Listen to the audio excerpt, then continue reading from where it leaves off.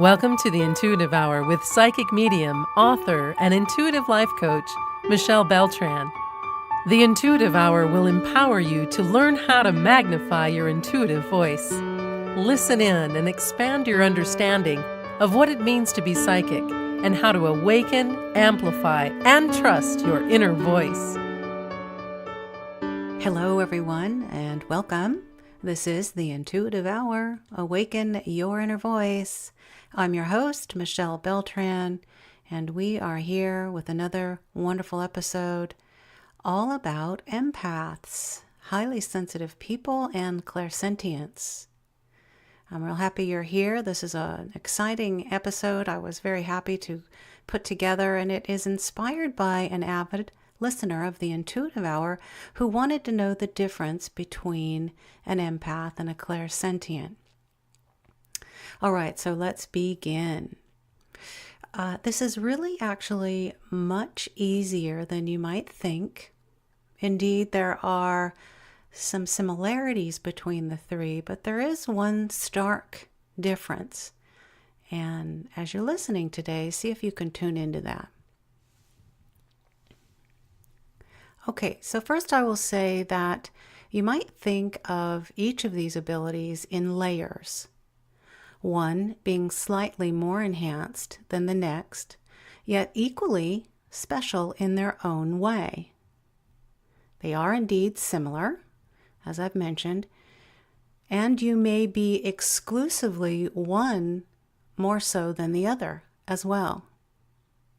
You might also have all three of these abilities in place.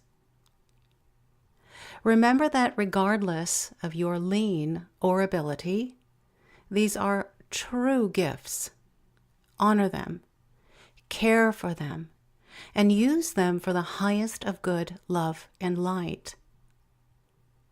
Set the intention to use your gifts to guide, support, and help those in need, spreading your own light throughout the world in the process. All right, let's begin. The highly sensitive person. What exactly is this? It's also been referred to as the acronym states HSP.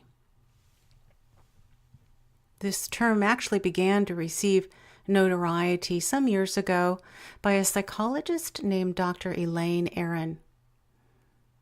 She discovered through research and various studies that as much as 20% of the population is gifted with a unique and heightened sensitivity to the world around them.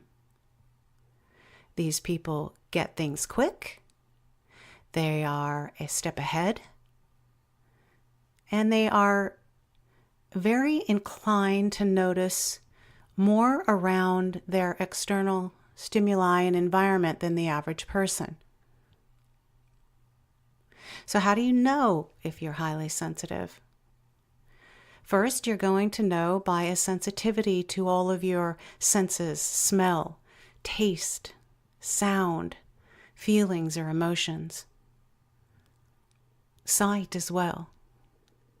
In addition, the highly sensitive person might also be sensitive to certain foods or flavors, things like caffeine, or even the smallest doses of medicine will really affect the highly sensitive person in more dramatic ways than the next person.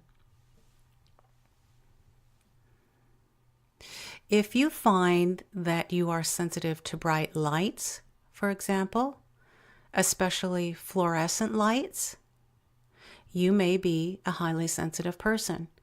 Bright lights will overwhelm you. You may even hear the humming that comes with some of these fluorescent lights, and that may actually agitate you, that subtle low humming that can come from these kinds of lights. The highly sensitive person must have quiet time after they've been in a very sensory-rich, loud, busy setting. Think of the last time you were at the airport, or a zoo, or an amusement park, or a performance of some kind. Did you need to just go have some quiet time in solitude? Did you just need to go lay down and rest? Very classic characteristic of a highly sensitive person. The highly sensitive person will be also very sensitive to works of art. If you have been to an art gallery or show or exhibit of some kind, do you recall being emotional when you saw a piece? Did it even bring tears to you? You might also notice an uneasiness as a highly sensitive person when you have a long list of things to get done. You're just on edge constantly. And last, the sense of smell is very heightened for a highly sensitive person. The odoriferous settings leave you at times overwhelmed and in need of fresh air right away. And sometimes a very strong smell you may also feel occasionally in your body space. So in summary, the highly sensitive person is very emotionally in tune to their environment, yet in many cases they just don't know why. They subconsciously receive the often very subtle clues in body language, tone of voice, or voice intonation we call it, and or facial expressions of those around them or that they're interacting with. All right, moving on to the empath. The empath can now, adding a layer onto this ability, feel the emotions of others around them, and this includes animal life. They are highly sensitive to the energy field of humans or animals, and we often call this the aura, that energy field around animals or humans or anything living for that matter. They're very in tune to that field and can feel the emotions of others. The difference here, though, again, as we add on this new layer, is that the empath will absorb the emotional energy of those around them, taking the emotions on as if they were their own. Yes, they literally experience the exact same emotional effects in their own bodies of those near. So let's move into a classic empath versus highly sensitive person experience to bring some more clarity for you on this. Okay, so the scenario is this. A heated conversation or even argument is occurring in a room or setting of some kind between two people. The highly sensitive person, unaware of this tense, heated conversation, knocks on the door and enters the room, and the two inside do a splendid job of acting as though nothing happened. The highly sensitive person, upon entering the room, would sense the tone of the room immediately because they can perceive these ever so subtle cues, as we mentioned, of body language and voice intonation and facial expression. Regardless that these cues may be hidden quite well by the couple, they still tune into them. Now, though, the empath enters that same room, but they do so even hours later.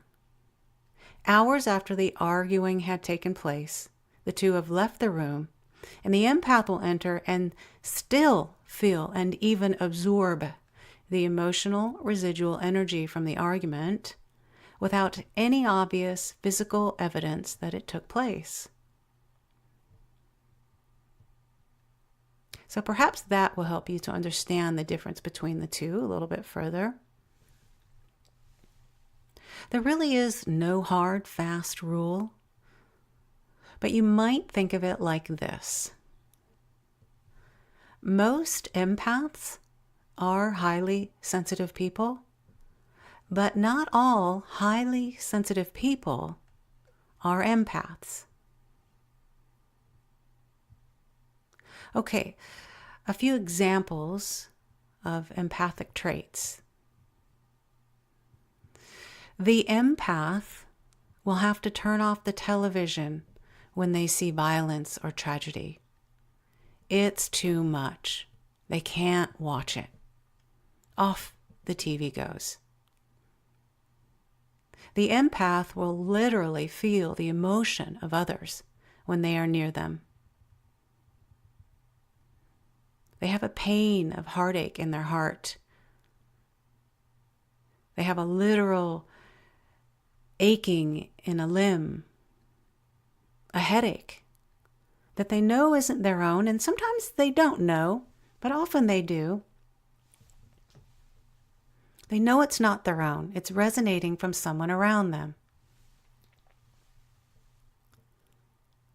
If you're an empath, you might find yourself rooting for the losing team or the underdog in a particular situation.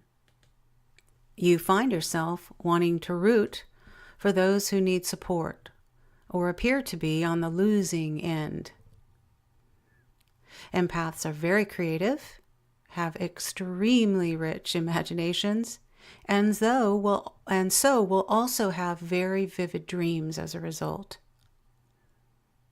Do you notice bright colors, loud sounds, strong emotion in your dreams, particularly the last one as you wake? Very classic empathic trait. Also, an empath will have a very strong sense when someone is being dishonest with them. They are natural healers, often involved in the healing, medicinal, or therapeutic arts kinds of industries. These are just a few traits, some that may resonate with you. There are many, but very classic, more typical signs of the empath. Now then, adding on yet another layer, we explore the clairsentient. Clairsentients are often highly sensitive people as well as empaths. Just like empaths, they can sense the emotional energy around them and take it on as their own. The clear feeling ability of the clairsentient expands a bit further, though, allowing them to make absolute sense of the information regarding that energy around them. And so here's what I mean by that. Clairsentients have a sixth sense or heightened sensory ability that takes them beyond mere physical or emotional sensation or knowing. Their ability allows them to add in a component of knowing, much like the clairvoyant receives knowing through visions or images. So, the clairsentient may have a physical sensation response to a person around them, such as a tingling in their hands, and know with absolute certainty this person needs a physical healing or is in need of some kind of healing. They may feel a throbbing in their throat or that throat chakra area and receive a direct knowing of this feeling, what to do next, such as this person is sick with a cough, healed from cancer in that area recently, or perhaps it's a little more symbolic, and there is a need for this person to express and communicate more in life, set boundaries around their world and life and the people in it. Along with their heightened sensory awareness and ability to absorb the emotional energy of those around them, clairsentients also gain great knowing, symbolic, factual, or physical, from extrasensory perception that they can then use to guide someone. Using our scenario mentioned regarding the two people in the room involved in the heated argument, the clairsentient would enter the room hours later and not only tune into the energy of the room, but they would also be able to perceive clear and specific knowing regarding details about the two in the argument, such as a sense about what they were arguing about or why. They may also feel in their body the sensations one or the other was feeling during the tense interaction. A heart racing, sweaty palms, or a sense of grief. They may also get a sense through feelings of what's impending, such as a breakup or divorce. So when we look at the clairsentience abilities and traits, they're quite unique. You know you're a clairsentient because you give more attention to the feelings of experiences in your life. You're very in tune to the feel aspect of how you show up in the world. For example, your language includes words like feel, touch, sense, versus hear, see, or smell. You might say, for example, in a conversation with a coworker, as I consider this project, I feel, or you might say, as I consider this project, I'm sensing this about it. Instead of saying, as I consider this project, I'm hearing you say, there's a difference there. You're using the words of feel and sense as opposed to hear or envision in your language. Saying here, using the word hear lets us know that your lean is toward clairaudient, which means clear hearing. Using the word envision or see lets us know that your lean is toward clairvoyance, which means clear seeing. So pay attention to your language as an expression of what resonates within you. A classic clairsentient response is the chills in your body. When this happens, pay attention to what's happening around you and become aware of higher consciousness signs, symbols, and messages presenting for you in the moments surrounding this time. Also, as a clairsentient, you've likely experienced a sensation of a slight touch somewhere on your body, perhaps a shoulder, to look back and find that no one is there. You feel the emotions of others. This emotion often manifests physically in your body, and that would be inside your body or outside your body. And you have a sense of knowing through a heightened sensory ability what this is related to and or how you can help. And that's the key difference between the empath and the clairsentient. All right, everyone, there you have it. This was a fantastic episode here, actually a question and answer episode inspired by our listener who wanted to know the difference between an empath and a clairsentient. I thought it was a fantastic question. I hope you have enjoyed this episode. Remember that there are many similarities between these three terms. However, there is a stark difference between each that accounts for the main difference between them. Also remember that you might be one or have a lean or ability to all three. Over time, learning and development of your skill and ability helps you better discern this knowing.